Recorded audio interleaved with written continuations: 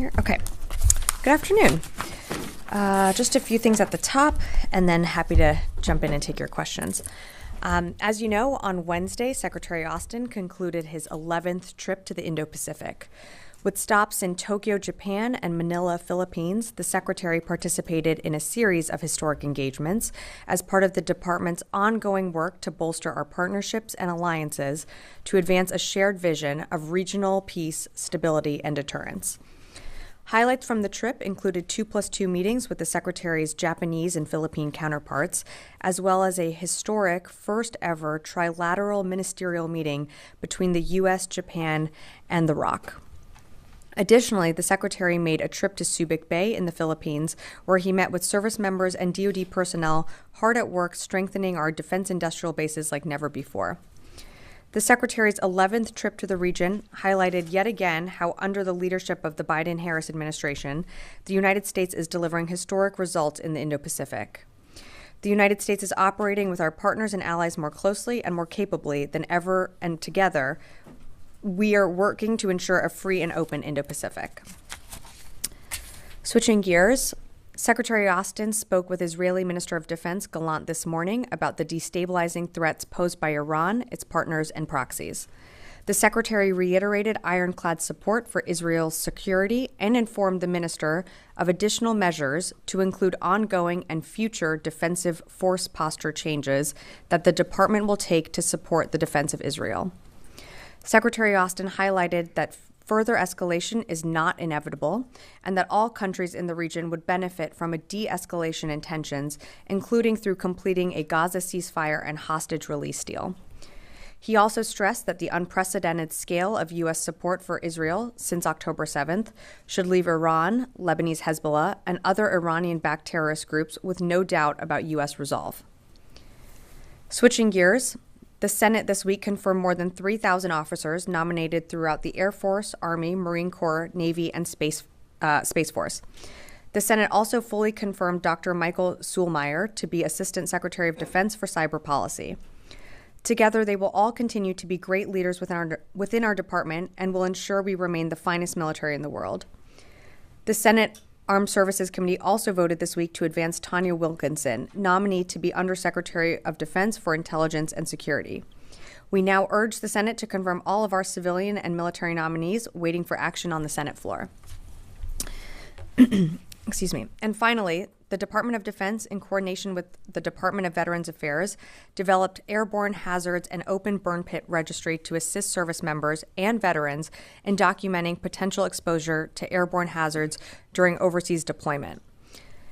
The VA announced updates to the Burn Pit Registry yesterday, and registry updates will now allow service members and veterans to provide more feedback, expand participation criteria, automatically include participants, and simplify registry requirements. To learn more, visit the registry site at www.publichealth.va.gov. And with that, I'd be happy to take your questions. Tara, why don't you start us off? Yeah. I wanted to ask about the Middle East. What, if any, sort of contingency planning is occurring to assist Americans in evacuation if that's needed? And what types of force posture changes are being considered to better protect troops if this escalates? I'll take the second question first. So as you know, and as we've demonstrated since October and again in April, the United States' global defense is dynamic, and the department retains the capability to deploy on short notice to meet evolving national security threats. So as a result, the Secretary will be directing multiple forthcoming force posture moves to bolster force protection for U.S. forces region-wide, to provide elevated support to the defense of Israel, and to ensure the United States is prepared to respond to this evolving crisis. In terms of what specifics that means, I don't have that for you right now. Again, that's something that the Secretary will be directing at a later time, but when we have more specifics, I'll certainly come back to you. In terms of planning measures, we are a planning organization, as I know you've heard us say before. So I'm not going to engage in hypotheticals, but of course we always have contingency plans in place. But again, just not going to go down the hypothetical route. So on the force posture changes, though, you say at a later date, are we talking, within hours, within a couple of days, by this weekend? And would these troops be being pulled from the Indo-Pacific, or are these domestic forces that would be sent? In terms of specific troops or capabilities, again, this is something that's with the Secretary, and the Secretary will be deciding. I don't have a specific timeline for you. Once we have more information, as you know, we'll certainly provide it. But at this moment, I just don't have that. Oren. I just want to be clear here. Yesterday, President Biden spoke with Prime Minister Benjamin Netanyahu and spoke of, and I quote here, new defensive U.S. military deployments. Yeah. Those haven't been ordered yet. He was speaking hypothetically yesterday, or have they been decided and ordered at this point? The Secretary and the President have been in close conversations about this. The Secretary will be directing forthcoming force posture moves to bolster our force protection. So there's a commitment that was made in the call with the President and Prime Minister Netanyahu in terms of what specific units, what specific capabilities. That's something that the Secretary will decide. I don't have an exact timeline of when that decision will be made, but that was a commitment that the President reiterated to Prime Minister Netanyahu that you saw on the call yesterday. And again, the Secretary reiterated that in his call with Minister Gallant that happened earlier this morning. And just to be clear on the wording here, because the word defensive is very prominent in what you're saying. There are no, it is purely defensive. Is this ground-based air defenses? Is it air defenses based on destroyers? And you're not shifting any offensive capabilities? So appreciate the question. So again, these are defensive capabilities.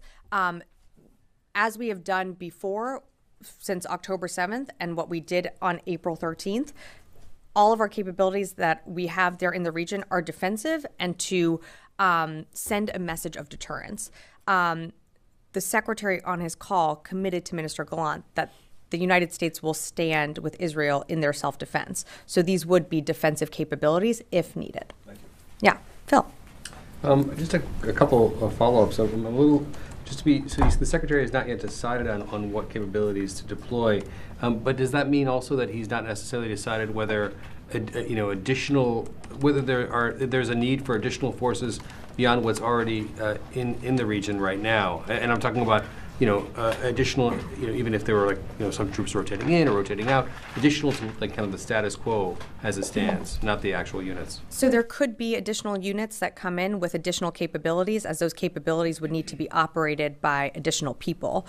But again, I'm not going to get ahead of any decisions that the Secretary has not made yet. All I can tell you is that he, in his call with Minister Gallant, committed to bolster force protection in the region. And of course, as Oren was saying earlier, additional defensive capabilities if needed for the support of Israel. I guess what I'm just trying to understand is, does that mean a plus up or not in terms of overall U.S. forces and capabilities in the region? It certainly could mean additional capabilities and people in the region, as those people would have to operate if the Secretary decides to, include more defensive capabilities. They're going to need to be operated by additional people. So again, I don't have the decision yet from the Secretary. The Secretary is something that he's going to continue to weigh, and when we have more to read out, we certainly will. Tony. Of the units that are already in the region, is it possible the Secretary would order a repositioning of the 24th MEU and the Theodore Roosevelt Carrier Battle Group from the Gulf of Oman up this Red Sea and through the Strait of Suez Canal to off of Israel and Lebanon? Is that a possibility? So you have to remember that the ARG-MEU has always been operating within the Eastern Mediterranean. So she remains in the Eastern Mediterranean. And just like we saw with the Eisenhower Carrier Strike Group that was in the CENTCOM AOR earlier this year, the Eisenhower continued to move around within the AOR. So the TR could move around within the AOR, but of course, I'm not going to get ahead of any movements or force posture changes that the commander decides to make or that the Secretary decides to make. Force posture in those cases could be repositioning of ships already in the region versus bringing in new vessels from Asia or something. There could be a repositioning of assets, but again, that's something that the Secretary will be directing, and I'm not going to get ahead of any decisions that the Secretary has made at this time. Is it possible he can do this today or later today? I don't have a timeline for you. Yeah, of course, yeah. Thank you, Sabrina, for the Italian television. What kind of talk or coordination the Pentagon has, or having or had, with states like Italy or Southern European states that can be more involved in support of the U.S. in case of Iranian attack to Israel? And the second question is that the kind of talk that the Pentagon is having with the Arabic state that are part of the deal, the negotiation that now have to be neutral between Iran and Israel. So those are my two questions. What's the strategy? So we're always in touch with our partners and allies. As you've seen with the events of October 7th, and you've also seen with the coalition of Operation Prosperity Guardian, that is allies and partners coming together in the region, either to support in the defense of Israel or to ensure that commercial shipping can continue through the Red Sea and ensure that the international rules-based order is upheld. So this is something that we're always in touch with our allies and partners on. In terms of, any calls to read out, I don't have anything more additional to provide, but I can assure you that at all levels of government, whether here at the department or somewhere else, we are always in communication when it comes to what is happening in the region and, of course, closely coordinating with our partners. I meant, maybe I haven't asked what I meant. It's like if the Pentagon have asked for military support on the Mediterranean close to Israel, to the European Union. I don't have anything to read out, but as you know, Operation Prosperity Guardian is a coalition of like-minded nations coming together to ensure that, commercial trade can continue to flow through, but also responding to the ongoing attacks from the Houthis that they continue to lob at our ships, allied partners and ships, and commercial vessels. So I just don't have anything more to read out for you, but I would point you to the fact that we have this large coalition that's already operating within the Red Sea. Charlie. Yes, thank you. Sabrina, when it comes to a timeline, the U.S. military isn't the only one who gets a vote. There will be a window that we've been expecting, learning over the next sort of 72 hours, or late Sunday, Monday, where Iran might retaliate, Hezbollah might even retaliate before that, and then a joint retaliation. So whether the decisions have been made, wouldn't there have been a movement of U.S. resources already in order to defend against that? Well, Charlie, I would remind you that in the Eastern Mediterranean and in the CENTCOM AOR, we have many, many assets that are there. You have the ARGMU that is continuing to operate in the Eastern Mediterranean. There are also destroyers there. You have the TR and the entire carrier strike group that's also continuing to operate in the CENTCOM AOR. So it's not like we don't have assets or coverage in the region. So I think that's important. Again, this is a decision that the Secretary is weighing, and he committed to Minister Gallant, and the President committed to Netanyahu that we will be bolstering our force protection in the region. But what specific assets will be moving, I just don't have that for you right now. When I do, we'll certainly let you know. But presumably some of that would already have to be underway if you're talking about force posture changes. Again, I don't have anything to announce right now. Yes. So to what extent are you concerned about or seeing any indications that Iran may attempt to retaliate against Israel outside of the Middle East? Well, I've seen their public comments. I don't have anything more to provide other than I can point you to the fact that they have publicly of what they've said. In terms of what we are doing here at the department is we will stand with Israel in their self-defense. And that was something that the Secretary reiterated to Minister Gallant on his call this morning. Is there any communication between the U.S. and Iran directly or indirectly to prevent any further escalation? On behalf of the department, I don't have anything to read out. Yeah, Chris. Thanks, Sabrina. The Iraqi government and the spokesman for their armed forces expressed outrage at the U.S. airstrike in Iraq a couple days ago on the UAV site and said it violated Iraqi sovereignty. Did the U.S. discuss that military action with the Iraqis, and what is the Pentagon's response on whether that airstrike violated Iraqi sovereignty? You're talking about the airstrike that we took on the 30th? Yes. So that airstrike was a defensive airstrike. and we were targeting combatants that were attempting to launch one-way attack, an uncrewed attack system at our forces. So it was a defensive measure that we took. In terms of communication with the Iraqi government, I would point you to CENTCOM to speak to that. Okay. Yes. On the same Iraqi comments, the Iraqi government says that this attack undermines all the efforts and diplomatic and technical discussion with the U.S. government. So what's your comment on that? Has this affected your communication, your discussions with the Iraqi government when it comes to the Higher Military Commission and also all the discussion with the Iraqi government? We don't believe that it's impacted conversations related to the Higher Military Commission. We have been very, very clear that we will take measures in order to ensure our forces are safe in the region. And that's what you saw with that July 30th strike. We were taking measures because we saw that an attack was about to be launched on our forces. And we've been very clear about that with the Iraqi government, both publicly here from the podium, you've heard me say that a number of times, and privately. We will always take measures that we need to in order to ensure our service members' safety in the region. And so we did just that on July 30th. If needed, we will continue to do that.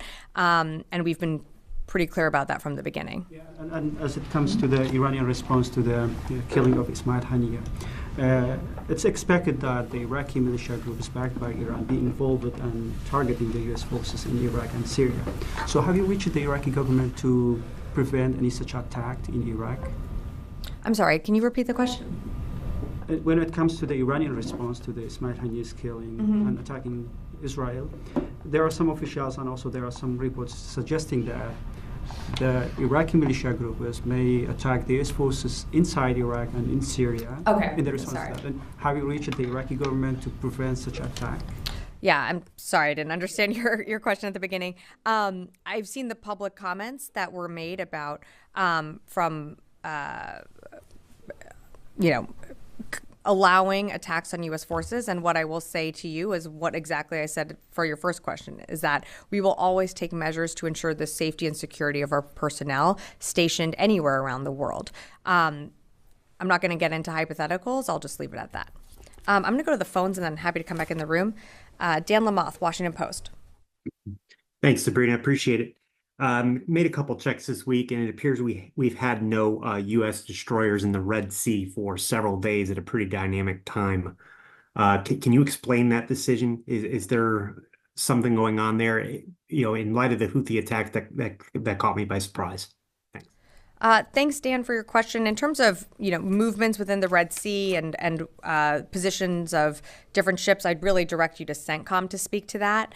As you know, they put out almost daily updates of engagements that they have done, either shooting down incoming missiles that are coming from Houthi-controlled areas in Yemen, or other engagements. But I would remind you that just because a U.S. ship is not in the Red Sea does not mean that you don't have other coalition ships part of Operation Prosperity Guardian in the Red Sea and continuing to engage in attacks coming from Houthi-controlled areas. I will take another one from the phone. Jeff Shogel, Task and Purpose. Thank you. Have any units been placed on prepared to deploy orders in light of the situation with Israel and Iran and Hezbollah? And also, there were 2 non-combat deaths in Iraq. Does OSD have any information about what happened? Thanks, Jeff, for your question. So I would direct you to the Army to speak more to those non-combat deaths that you referenced. So I just don't have more for you at this time. In terms of any units placed on PTDO orders, again, as I mentioned, the Secretary spoke with Minister Gallant earlier today. He is going to make we are going to make a decision on ongoing and future defensive force posture changes. I'm not aware that any units have been put on PTDO orders at this time. And when we have more to provide, we certainly will. I'll come back in the room. Yeah, Janie. Thank you, I'll come back Sabrina. Couple questions. South Korea's defense minister said recently there was a possibility that North Korea would conduct its seventh nuclear test before or after the U.S. Presidential election. What do you think about the possibility of North Korea interfering in the U.S. Presidential election? Well, Janie, as we've mentioned before, those tests are extremely destabilizing to the region, and we want to see a denuclearization of the Korean Peninsula. On the Secretary's trip to the Indo-Pacific, as I mentioned at the top, he held a historic trilateral meeting in Tokyo with the Minister of Defense from Korea and the Japanese foreign minister. And of course, something that came up was the DPRK's continued destabilizing actions. And this was a large topic of conversation throughout the week. It's something that we're going to continue to monitor. It's something that we'll always work with our ROC and Japanese allies on and coordinating on. But any tests like that are incredibly destabilizing to the region, and we'll continue to monitor. Okay, one more quick. Bipin Narang, acting assistant to Secretary for Space Policy, recently said that if North Korea, China, Russia do not change their nuclear trajectories, the scale of the U.S. nuclear posture must be changed, adjusted. Do you think it is possible to increase nuclear assets in South Korea? No. No, I would, sorry, I shouldn't have been so direct. I haven't seen all of his comments. Certainly what we want to see is a denuclearization of the Korean Peninsula. The Secretary, while in Tokyo, made a number of announcements that I'm sure you're tracking on the upgrade of U.S. Forces Japan to a unified command. Beyond that, I don't have any more announcements. And I'm sorry, I just haven't seen some of those comments, so I don't have more to add at this time. In the back, yeah. Yes, thank you. You noted that in his conversation with Defense Minister Gallant, Secretary Austin expressed concern about the dangers of escalation. Mm-hmm. Did he also speak to Gallant or warn Israel about the dangers of escalating the conflict should Iran retaliate, prompting a large-scale Israeli retaliation or strike on Iran? Is that something that was discussed, and if so, how? Yeah, so we'll have a readout later today of their call. I'm not really going to go beyond what I said at the top, other than to emphasize that the Secretary highlighted that escalation is not inevitable and that all countries in the region would benefit from de-escalation. And I'll leave it at that. If I could just follow Sure. up. You noted again that the Secretary talked about the dangers of escalation. President Biden said that the assassination of Hania was not helpful to the ceasefire negotiation process. Doesn't this bolstering of defense for Israel represent a kind of reward to Israel for destabilizing that very process that both the Secretary and the President are saying they want to continue? No, I'd respectfully push back on that. What we are doing to bolster our capabilities is in the defense of Israel and by nature is defensive. So no, I wouldn't say that it escalates tension. In fact, some of the decisions that the Secretary has made since October 7th, you might remember we moved the Ford, the USS Ford Carrier Strike Group to the Eastern Med on October 8th. We moved the Ike soon thereafter to the CENTCOM AOR. These were all to project a message of deterrence. We certainly do not want to see this spread out to a wider regional conflict. We don't believe it has right now. We're going to continue to urge for de-escalation. And the best way for that to happen is for this ceasefire deal to come through. And so we can get American hostages out as well. But we believe that that would be the best way to de-escalate and, further lower tensions in the region. Louis, sorry, I thought I saw you over there. Two questions. Sure. You noted that the commitment has been made by the President and by the Secretary. What is triggering those commitments? I think you can point to events that have happened in the past week. Again, we don't want to see an escalation. We want to see things to de-escalate. And because of that, we are committing defensive capabilities to the region that I don't have an announcement of what those will be, but when we do, we will certainly read those out. The second one, you in this answer right here, you kind of spoke to it, but by making this public, isn't this just a deterrent as well? Speaking from the podium? Yes, announcing that there is a commitment that the Secretary will decide on force protection measures that have not been actually decided on yet, which is kind of atypical actually for this building to actually make an announcement like this. So therefore, I mean, is it your statement in itself a deterrent? I mean, of course, we are, when it comes to messaging, we do things publicly and privately. So public messaging, we're very clear about the defensive capabilities that we are committing to the region and that we are going to bolster them because we don't want to see tensions continue to rise. We want to see a de-escalation. So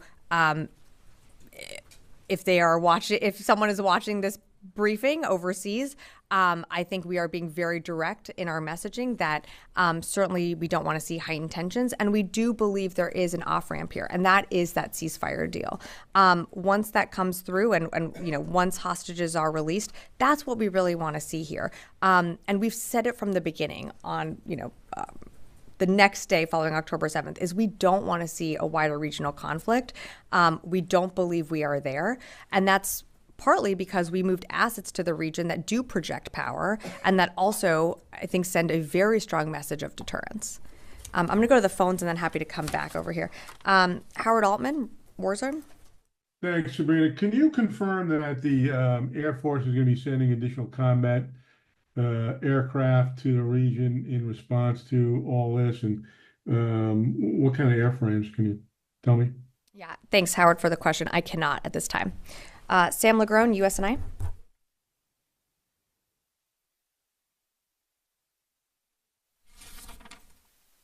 Okay, happy to come back in the room. Goyle. Thank you, Madam. Two questions, please. One, this was the first time that Secretary, there was an interaction between U.S. and India, but Secretary met not the Defense Minister of India, but the Foreign Minister of India, Mr. Jaishankar. And this was the first meeting after Prime Minister Modi visited Moscow. So what was discussed between the two about this meeting the foreign minister, not the defense minister of India? I think that question is better directed for the State Department. Secretary Blinken held that meeting. It was a quad meeting, so I direct you to the State Department to speak more to that. And second, Madam, thousands of people, millions of people watched burning of U.S. flag in Washington, D.C. during that demonstration. Many were upset, including in my community, that burning of U.S. flag is it's a unity. U.S. stand for unity and united. This building, many from this building, men and women, they fight every day to protect the U.S. flag. So what were the comments from the Secretary about those demonstrations? Had nothing to do with the U.S. flag, but they burned it and brought down, and they brought another flag on there, Hamas flag. So we certainly don't support the burning of American flags, and we certainly don't support the raising of a flag from Hamas. I believe even the White House put out a statement on that.